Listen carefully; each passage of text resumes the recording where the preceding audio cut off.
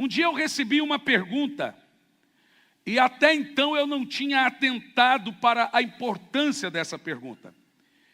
E a pergunta foi: pastor, em qual esfera do homem os demônios vivem? Ora, você sabe que os demônios entram nas pessoas, eles existem. Isso não é mentira, não é parapsicologia. Os demônios entram, vivem nas pessoas. Mas a pergunta foi: em qual esfera do homem os demônios vivem? A pergunta sugeria que os demônios vivem no corpo, na alma ou no espírito. Eu não tinha pensado nisso ainda. Eu sei que o Espírito Santo vive no espírito. O Espírito Santo não mora na alma. O Espírito Santo não mora no corpo. O Espírito Santo mora no espírito. Mas eu não havia pensado, até então, em qual esfera do homem, espírito, alma e corpo, os demônios vivem. Foi só a partir daí que eu passei, então, a me interessar. Porque, se você concorda comigo, a pergunta é de extrema relevância. Vamos lá. Todos nós sabemos que o homem ele é tripartido, ou seja, o termo é tricotomia, que quer dizer 3 em 1. Com isso, nós entendemos que o homem é espírito, alma e corpo. Não é corpo, alma e espírito. É espírito, alma e corpo. O vosso Deus de paz vos santifica em tudo, o vosso espírito, alma e corpo. Em qual dessas partes de espírito, alma e corpo um demônio pode morar? É muito importante, irmãos, nós termos essa resposta, sabermos disso, para que o propenso, eventual libertador, aquela pessoa usada por Deus no ministério de libertação, possa fazer um bom diagnóstico na hora do processo da libertação. Você precisa identificar que tipo de libertação tal pessoa precisa. Então, apesar de um demônio falar, expressar e agir por meio do corpo de um ser humano, ele não mora na dimensão do corpo. Satanás não está na carne. Veja que quando Paulo vai falar em Gálatas 5 dos nossos problemas, aquilo que muitas vezes o movimento de batalha espiritual chama de demônio, Paulo chama de obras da carne. O que mora na sua carne é seu pecado. É os desejos incontroláveis. Satanás não age, ele age através da sua carne, mas ele não mora no seu corpo. Ele pode falar, agir, manusear por meio do corpo, mas ele não mora na dimensão do corpo, pelo simples fato de ele ser um espírito. Mas aí também surge a pergunta: se ele é espírito, ele mora no espírito, porque o Espírito Santo mora no espírito? Também não. Se ele não mora no corpo, e ele não mora no espírito, aonde um demônio poderia viver? Na alma. Aonde um demônio pode viver é na dimensão da alma. Ah, pastor, então agora está fácil. Ficou muito fácil lidar com os problemas espirituais das pessoas. Por isso que boa parte dos problemas emocionais são também problemas espirituais, que começa com desencadeamento. Por isso que um problema espiritual pode estar ligado a uma amargura e etc. Falta de perdão e outras coisas mais. Então, pastor, se um demônio mora na dimensão da alma, fica fácil. É só expulsar o demônio. Sai demônio da alma da pessoa. Bom, mas não é tão fácil assim, meus irmãos, porque a alma, por incrível que pareça, ela não tem só um mundo. Observe o seguinte: O corpo, ele ocupa tempo e espaço. Ele tem um mundo. O espírito não ocupa tempo e espaço, mas ele tem um mundo. Apesar de ambos, espírito, alma e corpo, morarem no seu corpo, a Bíblia diz que eles são distintos. Por isso que o escritor de Hebreus diz que a palavra de Deus é penetrante, eficaz para separar juntas e medulas e espírito e alma. Então veja que espírito, alma e corpo são separados, de tal forma que a alma é inimiga do espírito. Você sabe disso. Paulo diz que brigam entre si, para que inclinar um ao outro para fazer o que deseja. O seu espírito, ele está inclinado a Deus. A palavra inclinar na Bíblia é predisposição a Deus. Ou seja, a alma, ela tem uma predisposição. E o corpo, o espírito e a carne são inimigos. E o troféu dessa guerra é a alma. O espírito quer inclinar a alma e a carne quer inclinar a alma. Você entendeu o que eu disse? Então, o que nós temos que saber para identificar os nossos problemas? Sejam eles espirituais ou sejam eles emocionais. Identificar os mundos da alma. No domingo passado eu trouxe uma mensagem que te ajuda muito nesse ponto. Durante a semana essa mensagem vai ao ar no canal do YouTube. Eu gostaria que você revisse ela. Domingo de manhã eu vou dar ela escrito para todo mundo, como foi prometido. E uma das coisas que foi falado no domingo passado é sobre inteligência emocional. A emoção é uma coisa interessante, irmão. Você perceba que o coração nasceu antes do cérebro. Antes do cérebro existir, o coração batia. Mas depois que o cérebro foi formado, ele passou a controlar as batidas. Isso nos ensina que a razão e emoção devem ter equilíbrio. Foi falado então no domingo pela manhã que inteligência emocional é a razão e a emoção trabalharem juntos. Não é só ser emocional, nem apenas ser racional. É ter razão e emoção cooperando. Não é fácil entender aonde tem um problema emocional, se é emocional ou é espiritual, por causa dos mundos que a alma possui. E por que nós sabemos que a alma possui outros mundos?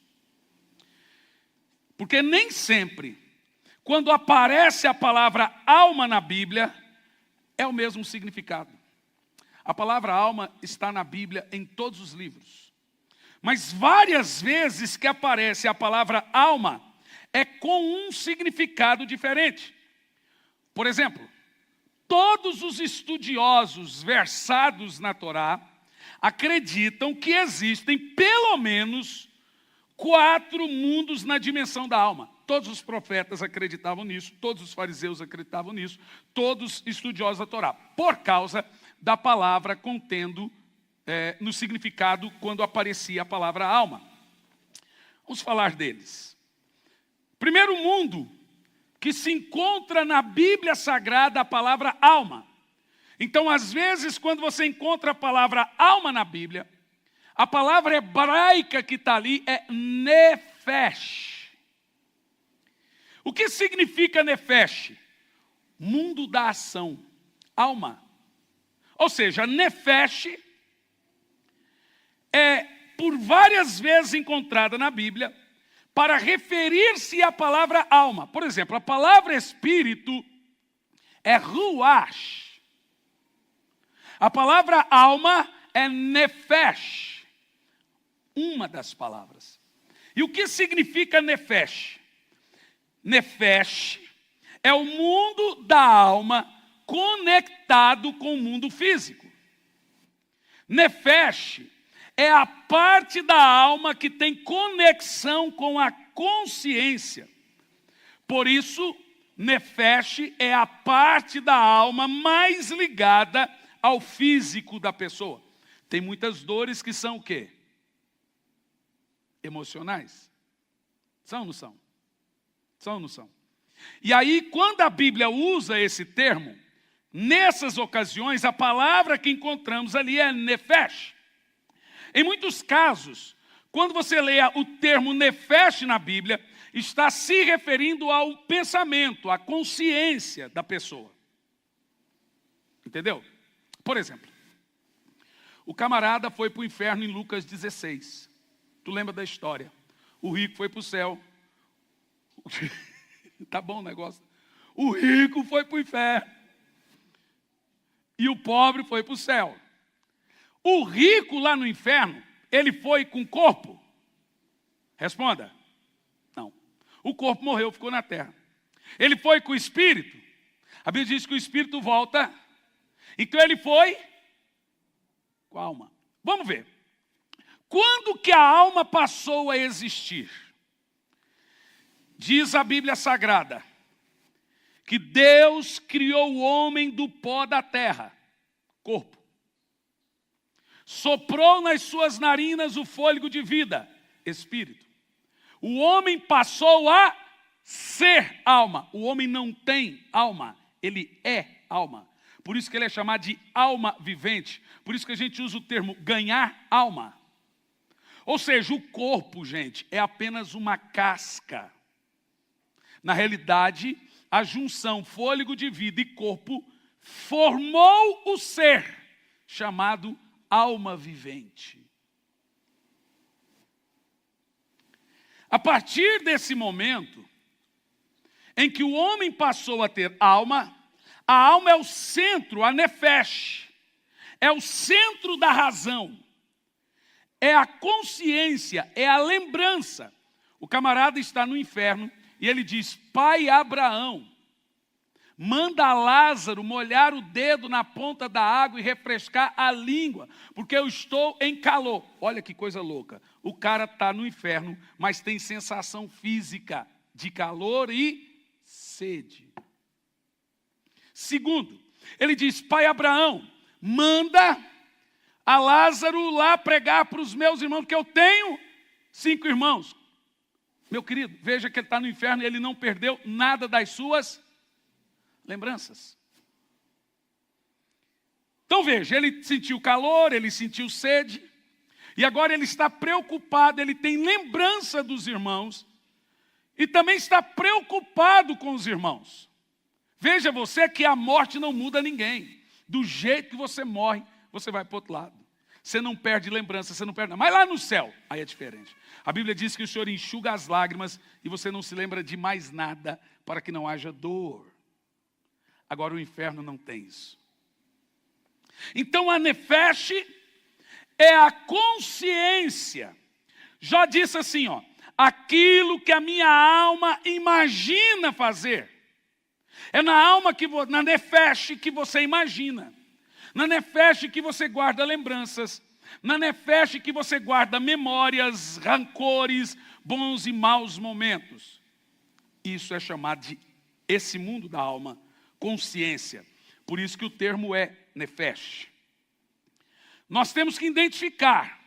Quando você vai fazer um diagnóstico emocional ou espiritual de uma pessoa, você precisa identificar aonde está o problema. Se ela teve um problema, uma chave que desencadeou, por exemplo, uma situação de síndrome do pânico. Provavelmente, essa situação de pavor e de medo está em algum mundo da alma do homem. Uma irmã disse: pastor, eu estou com síndrome do pânico. Eu falei: mas quando foi o gatilho? Ela disse: pastor, um dia eu caí de uma certa altura e começou a me dar ataque cardíaco. Daquele dia em diante me deu síndrome do pânico. Ali foi o gatilho. Ela passou a ter medo de morrer. Então, quando nós vamos conversar com as pessoas, por isso que eu gosto de sentar com as pessoas, olhar para ela e perguntar as coisas para ela, para identificar os gatilhos, sejam emocionais ou sejam espirituais. Essas coisas não se identificam aqui do altar. E aí as pessoas estão sofrendo, sejam nos seus casamentos, sejam nas suas vidas espirituais. Se é espiritual, ela não está livre para adorar, para cultuar, para etc, etc, etc.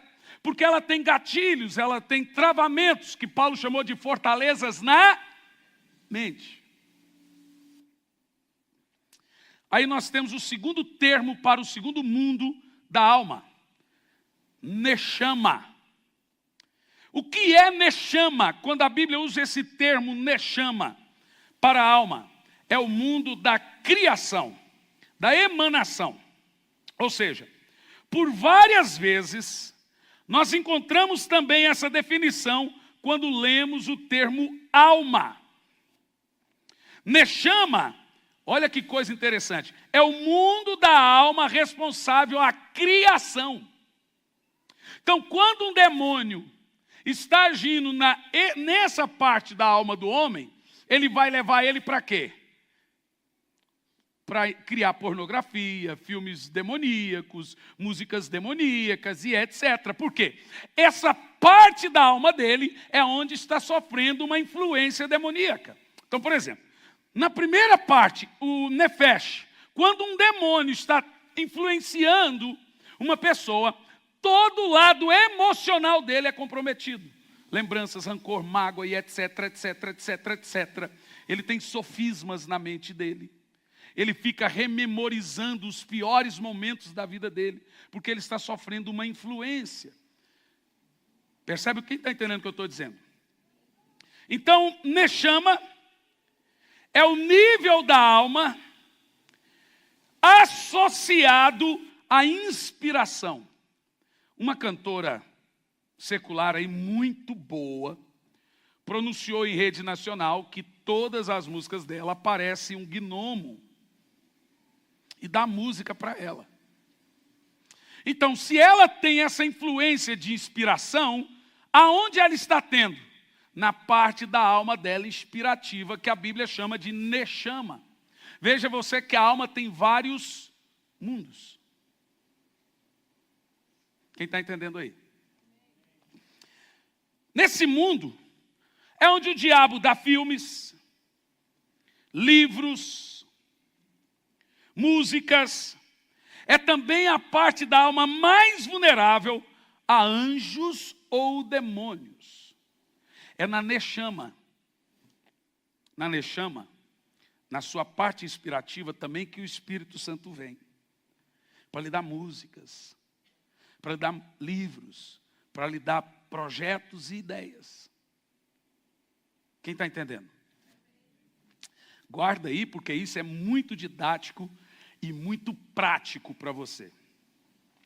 Neste mundo, o Neshama, olha que coisa interessante. No Nefesh é onde reside a consciência da pessoa. No Neshama é onde reside o caráter de cada pessoa. É onde estão os traços da personalidade.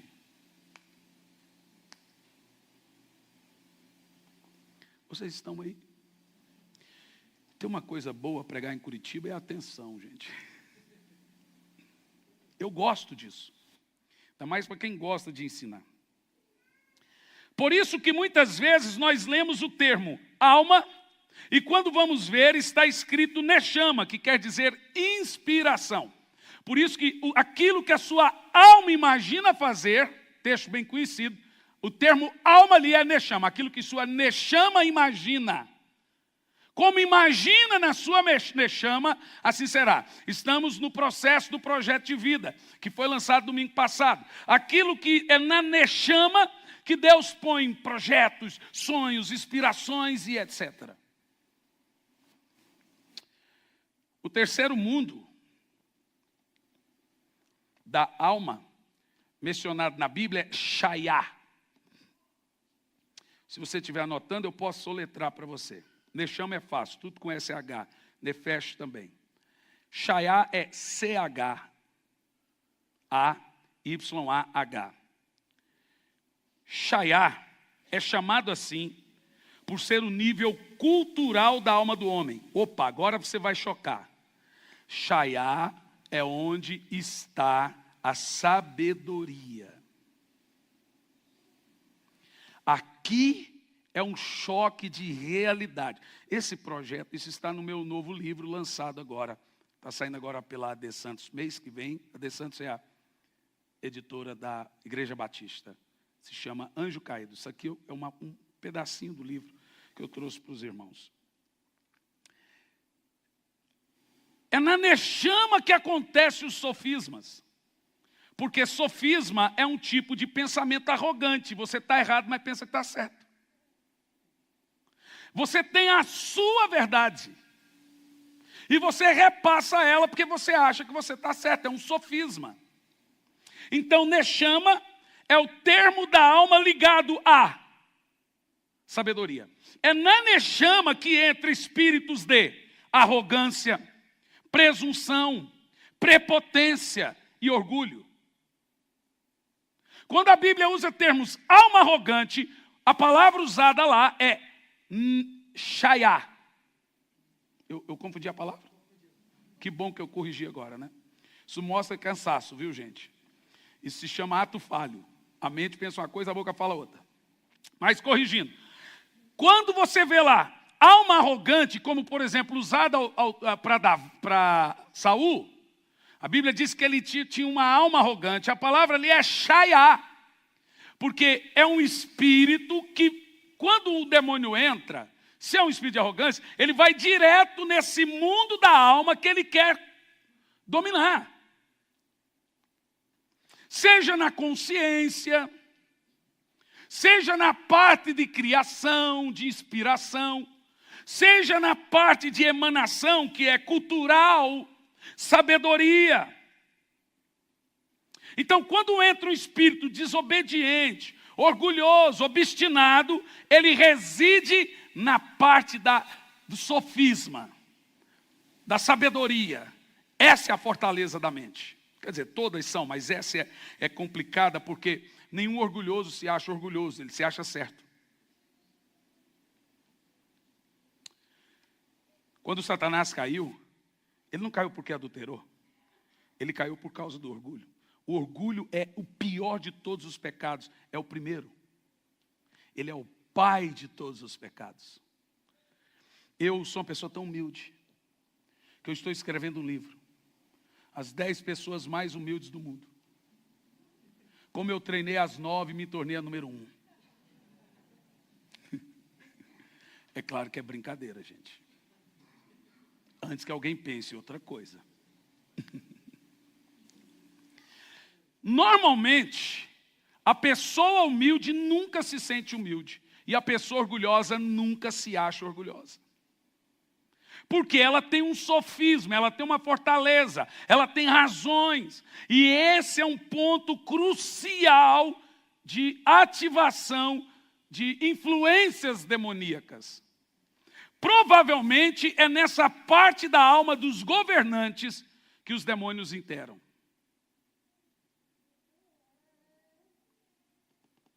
Dos intelectuais, dos ateus. E o quarto e último mundo. Yehidá. São palavras hebraicas, estão na Bíblia. Y-E-H-I-D-A-H. Yehidá. Recapitulando rapidinho. Os demônios podem atuar na consciência, pensamentos, traumas e etc., que se chama nefesh. Tudo que te traz lembrança é nefesh, o termo para alma. Os demônios podem atuar também na parte de inspiração, levando você a fazer coisas que vai... por exemplo, eu estava assistindo na MTV um clipe da Miley Cyrus. E a Miley Cyrus, no clipe não, um show, no final do show dela, ela disse assim: se você pedir alguma coisa para Deus e Ele não lhe dá, experimente pedir a Lúcifer, Ele lhe dará. E a Miley Cyrus diz assim: para Deus você precisa ter fé, para Lúcifer é só pedir. Tu crê nisso? A ídola da juventude. Veja, músicas são complicados. Nós não podemos chegar aqui e dizer que música secular é do mundo. De Marte que não é. Pastor, só ouve música do mundo? Eu falei, irmão, eu assisto Copa do Mundo. Eu assisto filme na Netflix, todos eles têm música. Música é delicado. Não se trata se é do mundo ou não. Você tem que identificar a mensagem da música. Tem músicas raiz aí, caipira aí, irmão, que é mais crente do que evangélica aí, ó. Ó, o Almir Sater tem música mais espiritual do que as músicas do Sabor de Mel lá, ó.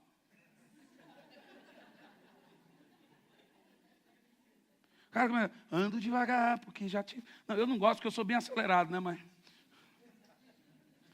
Bom, não estou fazendo apologia aqui ao secularismo, eu estou dizendo a você o seguinte. Eu ouvi a Helena Tanuri dizer que o problema da música é que toda inspiração sai da alma. Escuta isso.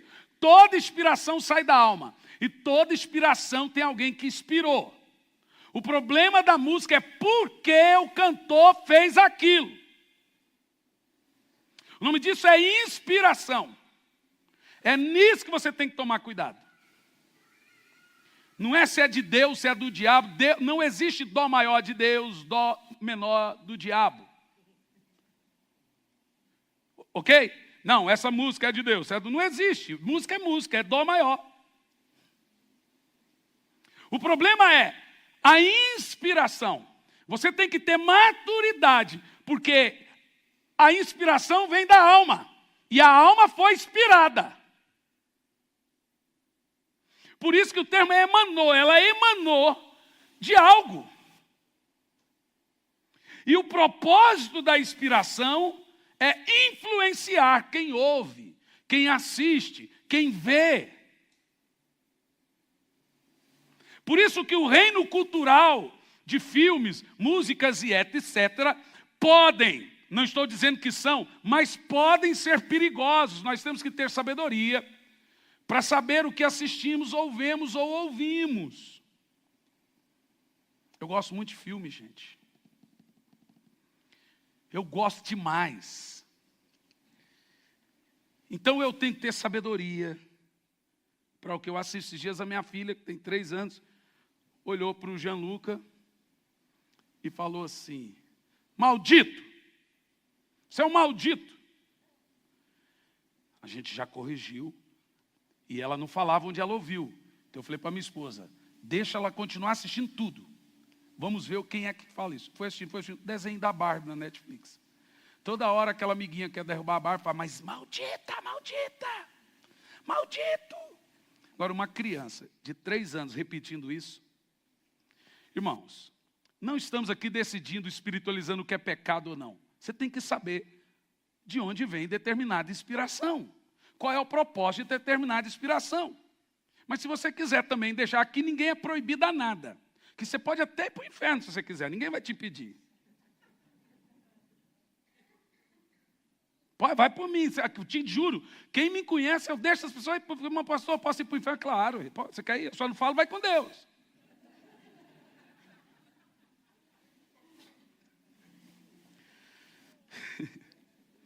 E Derrida. Agora escuta isso que é sinistro. E Derrida é o mundo da vontade. É o que chamamos de arbítrio. Esse é o ponto central da alma. Se a alma tivesse coração, seria o Derrida, o coração.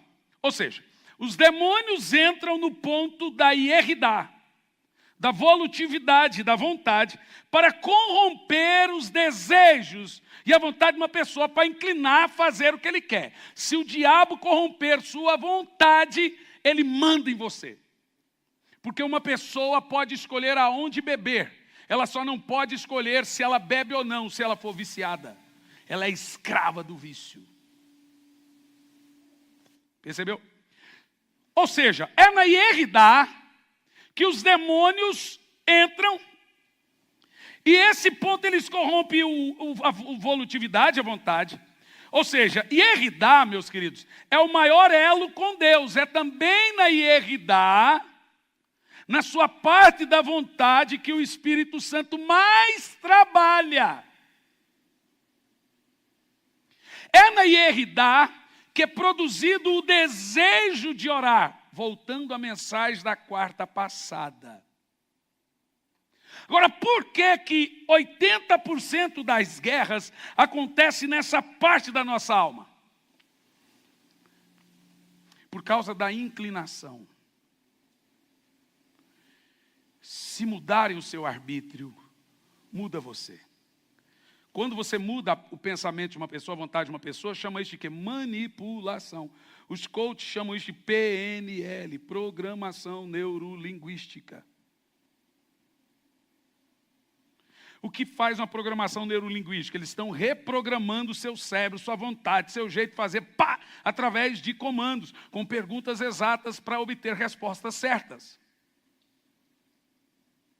Então, Yehidá é o ponto da alma em que Satanás quer lhe escravizar, ou Deus quer você livre para adorar, e Ele quer que queiramos servir, irmão. Deus não quer que você ore, Deus quer que você queira orar. Deus não é um monstro. Deus não quer que você venha para a igreja, Ele quer que você queira vir para a igreja. Então o que Satanás faz? Ele escraviza sua Yehidá, sua vontade, seus desejos. É a parte da alma, então, onde entram os espíritos de vícios, prisões, fobias e doenças psicossomáticas. Como uma delas, síndrome do pânico. Elas podem ser patológicas? Claro, eu acredito que em grande parte são. Mas muitas são espirituais também. E nós somos uma igreja e não um consultório psicológico. Nós aqui falamos de coisas espirituais. Diga amém. Quando nós conversamos com pessoas e começamos a identificar os seus problemas, ou espirituais ou emocionais, primeiro não identificamos se é espiritual ou emocional. Mas quem conhece os mundos da alma, basta olhar para uma pessoa e saber se o problema dela é emocional ou espiritual. Até o jeito de olhar muda, gente. Porque os olhos são... Isso não está na Bíblia, mas é uma verdade absoluta. Olhe no olho da pessoa, você vai ver os 4 mundos da alma dela. Quando você começa a conversar com as pessoas, você vai ver se ela é orgulhosa, se ela é arrogante, se ela tem mágoa, se ela não perdoa, se ela é boa de coração, se ela é criativa. Se você vai ver qual é o problema dela. Se ela está presa a uma fortaleza na mente, o que nós temos que fazer? Conversar, identificar. Sugere-se que o homem de Deus, ou um médico, ou qualquer pessoa, ele faz 3 coisas por alguém. Primeiro, identifica o problema. Segundo, isola o problema. Terceiro, trata o problema. Quando você me procura, quem já está me procurando sabe que eu faço essas 3 coisas. Vou saber o problema. Depois, vamos isolar o problema. Depois, vamos tratar o problema. E essas coisas são feitas quando identificamos essas situações espirituais. É muito eficiente, meus irmãos, saber em qual mundo da alma de uma pessoa está agindo um problema, seja ele emocional patológico ou seja espiritual. Como que você vai ajudar uma pessoa sem saber onde foi atirado ou disparado o gatilho? Nós precisamos, em primeiro lugar, nos abrir. Ninguém vence, consegue chegar, triunfar sozinho. Por isso que você precisa de um homem de Deus. O homem de Deus vai saber se o seu problema é emocional, patológico, ele vai te mandar para um psicólogo. Mas se for espiritual, é com ele mesmo. Porque boa parte dos nossos problemas são tratáveis, irmãos. Sabe, eu disse domingo passado pela manhã e vou dizer de novo. O seu melhor momento pode se repetir de novo. Basta você identificar o que eu estava fazendo quando vivia esse melhor momento. Isso. Como eu agia quando vivia esse melhor momento. Isso. Faça de novo. O que importa não é o momento que você viveu. É o que levou você a viver aquele melhor momento. O que importa para você. Quais foram as atitudes que você tomou? O que você fez para viver aquele melhor momento que você viveu na sua vida? Ele pode se repetir. E eu concluo aqui, falando das duas partes do homem. O homem existe, ele subsiste e ele está em duas partes. Agora não é o espírito, alma e corpo. Agora são as duas partes, material e espiritual. As duas partes são real. Ele, o homem, está na atmosfera do espírito e na atmosfera do corpo. Olha o que Paulo diz. Posição e condição. Atmosfera do espírito e do corpo. Qual é a sua condição? Sou nova criatura. É quem você é hoje. É a sua condição diante de Deus. Quem é nova criatura? Diz, eu sou a justiça de Deus. Diz, essa é a minha condição. Quando Deus olha para você, Ele te vê quem? Como? Nasci de novo. Essa é a sua condição. Qual é a sua posição? É diferente da sua condição.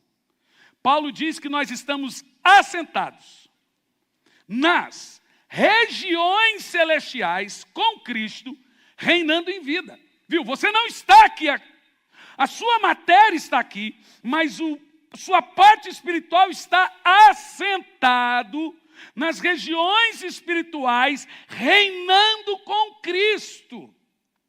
Com isso eu estou dizendo que a sua parte espiritual tem autoridades, e elas vêm pelo nome de Jesus e o sangue de Jesus. Com isso mencionei agora que são duas armas poderosas que Deus dá a você. Uma de ataque e uma de defesa. O sangue de Jesus é arma de defesa. O nome de Jesus é arma de ataque. Com o sangue você se protege, com o nome você ataca. Satanás, eu vou contra ti, em nome do Senhor dos Exércitos. Quando Satanás vem, a Bíblia diz que nós o vencemos pelo sangue. Quando você vai em nome de Jesus contra ele. Em meu nome expulsarão demônios. Deixa-me te dizer, Satanás é poderoso, ele é. Satanás é malvado, ele é. Mas ele nada pode contra você. Porque nenhuma maldição vem sobre a sua casa. Porque nenhum mal vem sobre a sua casa. 1000 cairão ao teu lado, 10.000 à tua direita. Mas você não será atingido.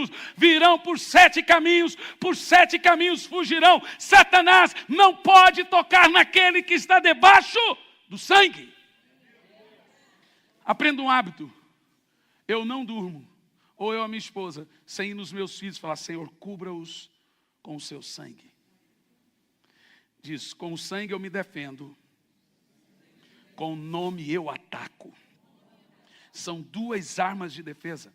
E essas duas armas de defesa são as quais Paulo mencionou. Não são carnais, mas são poderosas em Deus para demolir fortalezas. Como que um libertador faz? Ele vai identificar. E agora, em nome de Jesus, ele vai armar uma guerra contra essa fortaleza que está na vida de uma pessoa. Posso dizer uma coisa? Sua família será salva. Boa parte de vocês terá a sua casa salva ainda esse ano. Não, você não entendeu, não é possível. Então você não quer que sua família seja salva. Eu vou dizer, estou dizendo que boa parte de vocês terá a sua casa salva ainda este ano. E eu digo isso em nome de Jesus Cristo. Aleluia. Jean.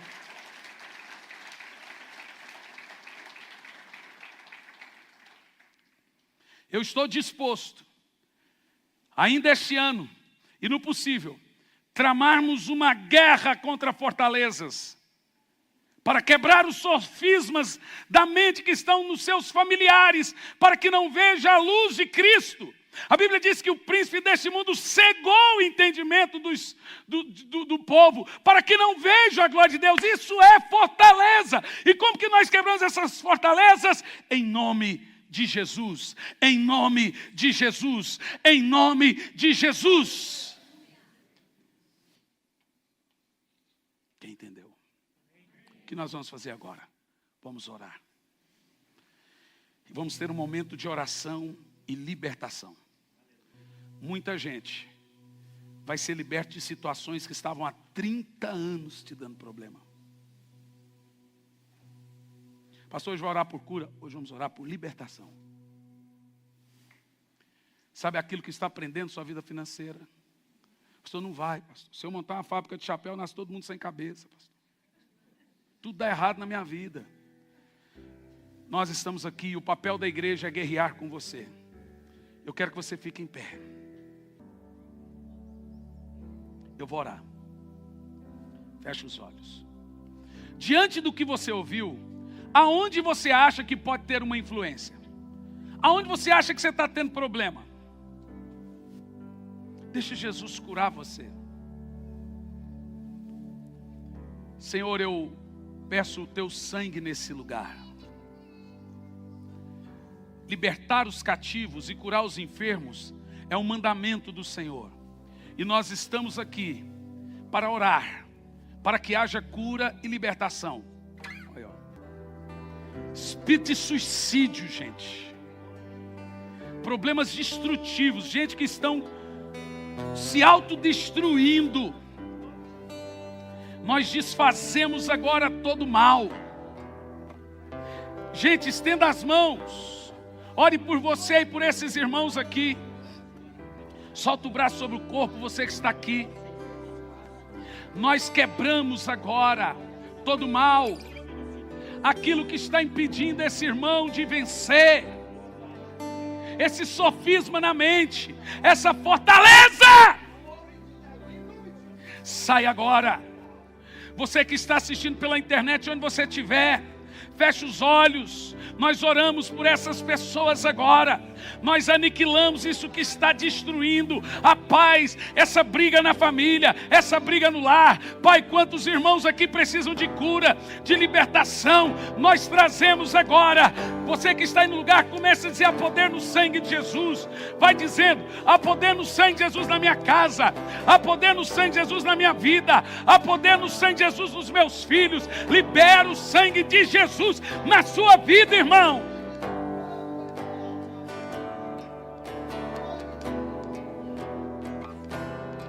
Em nome de Jesus. Você tem pessoas que não creem de jeito nenhum no Evangelho. Começa a quebrar no poder do sangue, em nome de Jesus, esse sofisma na mente do seu marido, na mente do seu filho. Começa a orar, igreja. Jesus está curando agora. Jesus está libertando agora. Em nome de Jesus.